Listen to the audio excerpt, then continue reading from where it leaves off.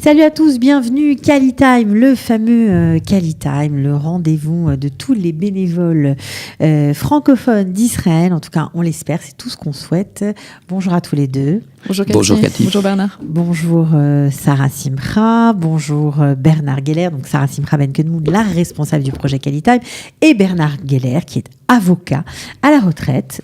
Donc il a travaillé dans cette profession pendant plus de 32 ans, mais il a décidé de passer ses équivalences en Israël. Alors écoutez-moi bien, malgré la retraite, malgré le fait qu'il aurait pu passer une vie bien tranquille à s'occuper de ses 9 petits-enfants, eh bien non, il a choisi de passer ses équivalences afin d'être bénévole et de pouvoir aider les autres, et notamment les Olim Hadashim.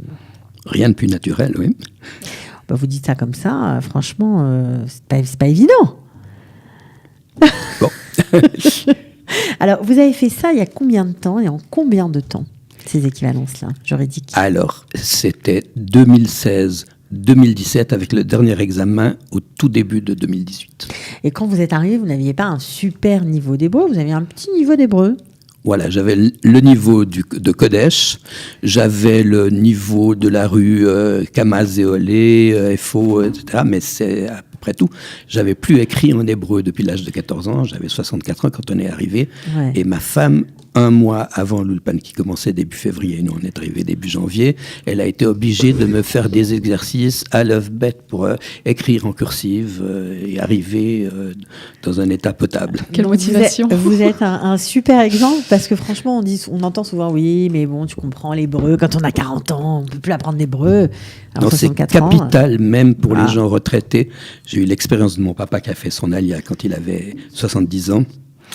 Ma maman, elle était sage, elle faisait les shiurei bayit, les devoirs, et lui, non, il rigolait, et donc il a abandonné très rapidement, il disait à tout le monde l'eau ivrite. Et il a terminé sa vie avec Parkinson, il était donc dans un COD, comme on dit. Ouais, et ma maman venait tous les jours s'occuper de lui toute la journée. Ouais, donc vous dites mais il y a eu une tempête de neige. Donc personne ne pouvait accéder pendant une semaine, et donc mon papa ne pouvait dire ni qu'il avait faim, ni soif, ni qu'il avait mal. Ouais, c'est une leçon. Ouais, c'est une leçon, et puis c'est vrai que ça maintient les neurones en place, quoi. Ça. Oui, et puis pour l'intégration, c'est génial. C'est génial, oui. Ouais, ça c'est sûr. Alors comment ça se passe ? Comment vous avez découvert Calitime d'abord, et comment ça se passe avec les bénévoles, tout simplement ? Alors, Calitime, c'est simple, puisque je suivais, je pense, dès le début, les émissions de Studio Calita, et j'engage tout le monde à en faire de même, et surtout à faire de la publicité autour, pour que les, pour que les francophones puissent en profiter. Il y en a des tas qui ne savent pas encore. Voilà, qui suivent des émissions de télévision française avec la qualité de l'information que l'on connaît, et ça fait mal au cœur. Ouais, parce que là, c'est vrai qu'on a 1 heure tous les matins, il est bon de le rappeler, d'actualité en français. Il y a aussi leur Cathy Checran qui couvre un magazine extraordinaire, tous les sujets qu'un Noé Hadash doit connaître, que ça soit justement sur le plan juridique, le droit, mais aussi la culture. Il y a plein de choses. Voilà. C'est vrai qu'il y a plein de choses qui se passent dans notre beau pays. Alors, vous avez connu le programme Calitime grâce à la radio. Vous vous êtes inscrit sur le site. Oui, on est venu à la première réunion à travers toutes les villes. Vous illustriez dans une autre ville. Exact, Taramana, tout à fait. Vous étiez en duplex. Tout à fait. Et puis récemment, la semaine dernière, on était de nouveau, ma femme et moi, on était à la réunion qui s'est tenue dans ces lieux. La première soirée de bénévoles, voilà. Olim, Rakazim. Alors, comment vous avez pris contact avec les Olim ? Combien d'Olim vous avez aidé ? Et qu'est-ce que vous leur apportez comme conseil, comme aide concrète ? Alors, je n'ai pris aucun contact. Lorsqu'on était là la première fois, on a dû préciser qu'est-ce qu'on offrait, comment, quoi. Parce qu'évidemment, on ne l'a pas dit, mais vous offrez des conseils juridiques. Voilà, exactement. Voilà. Et donc, il y en a qui sont venus officiellement envoyés par Calitime, et puis il y en a d'autres de bouche à oreille qui téléphonent. Et puis voilà. Et alors, c'est très simple avec la technique moderne. On peut, sans les déranger, on peut leur demander d'envoyer leur contrat, par exemple, par email. On l'étudie et puis après on les rappelle et puis on répond à leurs questions. Alors, c'est quoi ce besoin des francophones d'avoir recours à quelqu'un de bénévole pour avoir des conseils juridiques? C'est parce que il y a une proximité, parce que c'est la langue, parce qu'on n'ose pas passer la porte d'un cabinet, on a peur de devoir dépenser énormément d'argent qu'on n'a pas, parce que quoi? D'abord, c'est la langue. C'est la langue, okay. C'est clair, de pouvoir parler à quelqu'un de francophone. Et puis, on a tout à fait peur de passer la porte d'un avocat parce que le Olé Hadash, en général, il a pas beaucoup de moyens, contrairement à ce qu'on pense. Ouais. Et c'est important pour lui. Donc, il a les deux avantages. Si c'est bénévole, il peut parler sa langue. Il peut parler à quelqu'un qui connaît le droit israélien, qui a quand même qui peut lui donner des comparaisons par rapport au droit qu'il connaît, le droit de France, de Belgique ou de Suisse, et puis qui va répondre à ces questions, l'orienter. S'il y a une procédure, il va l'envoyer chez un avocat en bonne et due forme. Mais c'est pas aussi une façon d'être encore plus rassuré, parce que comme il n'y a pas d'échange commercial, en fait, il n'y a pas de donnant-donnant, c'est vraiment un don pur. On n'est pas un petit peu plus rassuré, on se dit pas, il va m'envoyer sur une piste qui va durer longtemps, qui va me coûter beaucoup d'argent. C'est une procédure, on pourrait peut-être la raccourcir. Est-ce que c'est pas une façon d'être plus rassuré? Vous avez parfaitement raison, sans aucun doute. On a toujours besoin, on connaît pas bien le pays, on se dit je vais chez l'avocat, il va m'entraîner dans une procédure, même si c'est pas nécessaire. Il va te faire payer alors qu'il n'y a pas besoin. Voilà, exactement. Et puis ça coûte cher. Non, c'est très important. Bon, alors, on va donner la parole tout de suite à Sarah. Juste une dernière question, parce que quand même, franchement, c'est génial ce que vous avez fait, de repasser vos diplômes, vos équivalences pour pouvoir aider les autres. C'est incroyable. On n'a encore jamais vu ça, mais bon, voilà. Mais c'est passionnant. Hein. Il faut savoir que d'étudier un tout nouveau droit, parce que le droit israélien ne ressemble pas du tout au droit de Suisse, d'où je viens. J'en suis sûre. C'est absolument passionnant. Vous avez aidé quand même, alors officiellement 2 bénévoles, oui, mais comme voilà, oui, ça, à chaque fois je perds mes mots. Bref, 2 personnes, nouveaux immigrants qui avaient besoin d'aide, vous les avez aidés. Et puis, comme vous les avez très bien aidés, votre numéro a circulé. Et en tout, vous en avez aidé combien? Plein. On va avoir un petit chiffre. Combien de bénévoles vous avez aidés? Moi, je pense que c'est une vingtaine. Voilà. Une vingtaine de bénévoles, mais sur quel sujet? Le sujet le plus fréquent, c'est le droit du travail. Les gens qui doivent savoir qu'est-ce qu'il y a dans leur contrat, s'ils peuvent démissionner tout en touchant des indemnités, où ils ont reçu leur congé, donc quels sont leurs droits. C'est la majorité des questions. Mais il y a aussi naturellement des questions de droit de famille. Des divorces, éventuellement. Un pré-conseil, on va dire, qu'est-ce qu'on doit faire, quels sont les droits. Oui. Voilà, parce que ça, j'imagine que c'est encore plus facile de passer la porte d'un bénévole qui peut aider dans sa langue que d'aller chez un avocat quand on n'est pas encore vraiment décidé. Oui, absolument. Et j'ai connu beaucoup de cas où les avocats, ici, ce qui n'était pas le cas en Europe, les avocats, ils ont mis de l'huile sur le feu, et là où c'était pas forcément... Ils ont sang chaud ici. Ouais. Et au lieu d'apaiser la situation, ils ont envenimé les choses. Bon, alors Sarah, quand on connaît la complexité de ce projet, qui est un gros projet, quand même, de bénévolat, il y a beaucoup de choses à gérer. Alors, ça fait chaud au cœur, j'imagine. Ça fait chaud au cœur, c'est très impressionnant. À chaque fois qu'on entend un témoignage, on se dit que il y a toujours, on se demande ce qu'on va découvrir. À chaque fois, on découvre une personnalité nouvelle.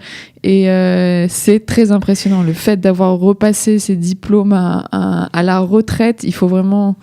Voilà, c'est une vraie preuve de courage, de motivation. Et comme vous le disiez, c'est venir en Israël avec un idéal. Et oui. Mais il faut savoir qu'on est vraiment aidé par le ministère de l'Intégration. Il subventionne cette formation dans une très très très grande mesure, et les cours sont bien faits par d'anciens juges, ou bien des juges en place, ou des avocats. C'est des cours d'une extrême qualité. J'ai en revanche un peu plus peur pour mes anciens camarades ou futurs collègues qui passent cette voie. ceux qui n'ont pas une expérience de 32 ans comme moi, nous, on est dispensés de l'examen final. Eux, ils doivent passer l'examen final. Et d'après ce que je lis... Il est difficile. Non, mais c'est pire. Il y a 2% des gens venus qui passent, et ça, c'est pas normal. Donc, ils auront fait tout cet effort, ils ont fait leur stage, ils auront appris encore pour leur examen final, pas seulement les examens qu'ils ont déjà fait d'équivalence, et puis finalement, rien du tout. Non, mais ça va, c'est de mieux en mieux géré, parce qu'il y a de plus en plus de préparations, même des francophones qui se lancent dans des préparations pour juristes, vraiment très pointues, et apparemment, il y a des résultats. Donc, pour le droit du travail, il y a aussi les formations que fait le Hub de l'emploi aussi. Vous pouvez aussi... c'est pas tout à fait pareil. C'est pas tout à fait pareil, Non. mais bon, ça peut être... s'ils sont jeunes ou quand ils recherchent d'emploi, etc., vous pouvez aussi compter sur le Hub. Oui, Okay. Le Hub qui fonctionne aussi magnifiquement. Vous avez dit que vous étiez en pleine admiration. Je dois quand même, puisque je suis ici dans les locaux, je suis en pleine admiration de ce qui se fait ici. On va vous inviter tous les jours. Hein. Vous êtes les bienvenus. Voilà, c'est extraordinaire. Aussi les interventions pour qu'il y ait des équivalences pour les infirmières, pour les dentistes, c'est quelque chose de fondamental. Moi, j'ai connu une infirmière de Suisse qui est maman, qui a des enfants en bas âge et qui a dû faire toute l'équivalence péniblement ici, que maintenant les autres n'auront pas besoin de faire. Alors, est-ce que vous gardez des contacts, Bernard Geller, avec les gens que vous avez aidés ? Non, ils ne gardent pas contact. Okay. C'est dommage parce qu'on a un deuxième volet dans notre offre, ma femme et moi, puisque ma femme est... Oui, parce que votre femme, bien sûr, vous êtes un couple de bénévoles, on n'a pas encore parlé de votre femme, mais Anne-Marie Geller, donc, pour la citer, qui est traductrice, qui a été prof d'hébreu, de Kodesh aussi. Qui aide beaucoup d'Olim aussi grâce à Qualitime. Plein de choses. D'ailleurs, c'est elle qui traduit la paracha, on va dire, le discours de la journaliste très connue, qui s'appelle Sivan. Ouais. Voilà, donc bravo. Et elle aide aussi des gens pour faire de la conversation. Et elle garde mieux le contact parce que comme elle doit les rencontrer plusieurs fois, alors il y a des vrais contacts qui se passent. Voilà. Mais on s'est aussi offert pour une autre chose, ma femme et moi, qui était une possibilité que vous donniez, c'est d'inviter pour un repas de Shabbat les gens qui en ont besoin.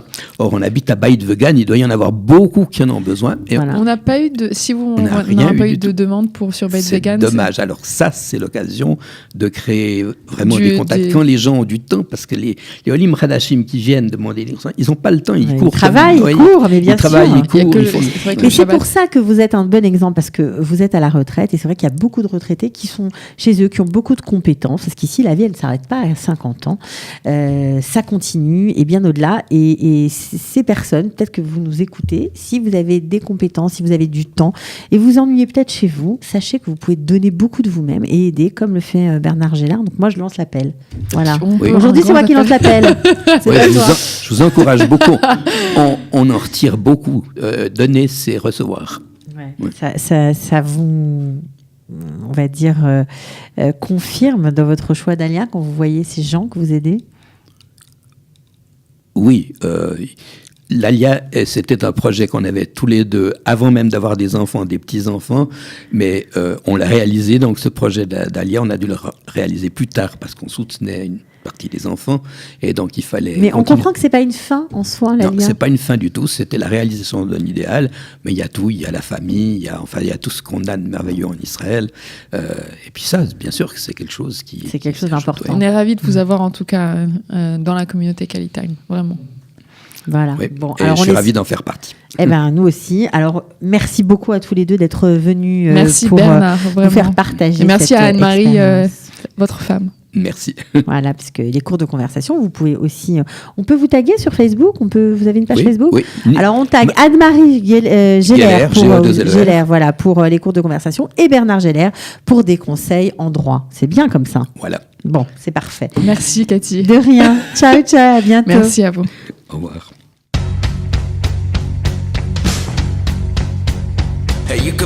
Pour une meilleure intégration des Olim, offrir son temps, sa générosité, ses talents, son expérience, c'est l'heure du Qualitime sur Studio Qualita.